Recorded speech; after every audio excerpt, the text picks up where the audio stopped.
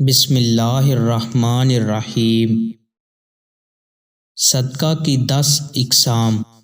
نبی کریم صلی اللہ علیہ وآلہ وسلم نے ارشاد فرمایا، اپنے بھائی کے سامنے تمہارا مسکرانا تمہارے لیے صدقہ ہے، تمہارا بھلائی کا حکم دینا برائی سے روکنا صدقہ ہے، بھٹک جانے والی جگہ میں کسی کو راستہ دکھانا صدقہ ہے، پتھر کانٹا اور ہڈی کو راستے سے ہٹانا صدقہ ہے، اپنے ڈول سے بھائی کے ڈول میں پانی ڈالنا تمہارے لیے صدقہ ہے، ثواب کی نیت سے اپنے اہل و عیال پر خرچ کرنا بھی صدقہ ہے، اچھی بات منہ سے نکالنا بھی ایک صدقہ ہے، ہر قدم جو نماز کے لیے اٹھتا ہے وہ بھی صدقہ ہے، سب سے افضل صدقہ آپس میں صلح کروانا ہے، ہر ملنے والے شخص کو سلام کرنا بھی صدقہ ہے۔